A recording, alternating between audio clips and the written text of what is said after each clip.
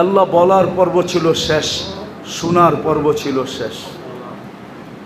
এখন ভিক্ষার চাওয়ার পর্ব চলতেছে। আল্লাহ কোথায় বসে হাত তুলছি আপনি জানেন যে এই ঘরটা কার। দুনিয়ার কেউ দাবি করবে না এই ঘরটা তার, এটা আপনারই ঘর। আপনার ঘরে বসা কাদেরকে নিয়ে আমরা হাত তুললাম, আয়োজনটা কাদের? আল্লাহ যুবকরা ইচ্ছা করলে কি না করতে পারত, কিন্তু তারা একটা ইসলাহি প্রোগ্রাম করছে, সামনে করবে বলে অঙ্গীকার করছে। আয় আল্লাহ, আজকে বেশি কিছু চাবো না, চাওয়া ছাড়াই এত দিছেন,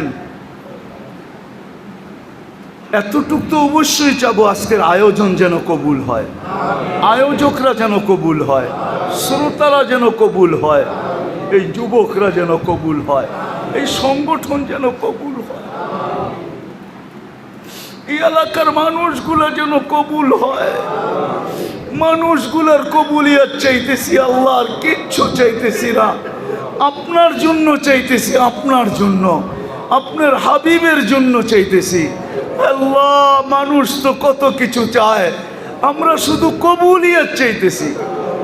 আজকের আয়োজনকে কবুল করেন, আয়োজককে কবুল করেন, এই সংগঠনকে কবুল করেন। আল্লাহ, এর প্রত্যেকটা সদস্যকে কবুল করেন, এই এলাকার মানুষগুলোকে কবুল করেন। আয় আল্লাহ, আয় আল্লাহ, যা চাইলাম তাও দেন, যা চাইতে পারলাম না তাও দেন।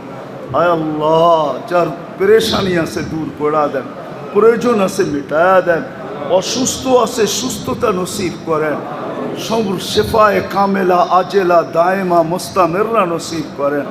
আয় আল্লাহ, আয় আল্লাহ, ফিলিস্তিনকে জয়যুক্ত করা, যারা হজে গেছে বা যারা যাবে সবাইকে সহিভাবে সুস্থভাবে হজ পুরা করার পরে আল্লাহ কবুল হজের বরকত নিয়ে দেশে ফেরার তৌফিক নসিব।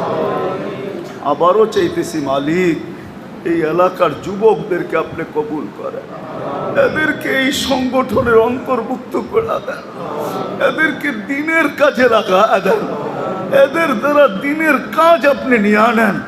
আল্লাহ, আপনি কুকুরের দ্বারা নিতে পারছেন, হুদহুদের দ্বারা নিতে পারছেন, পিঁপড়ার দ্বারা নিতে পারছেন, কত প্রাণীর দ্বারাই তো আপনি দিনের কাজ নিছেন।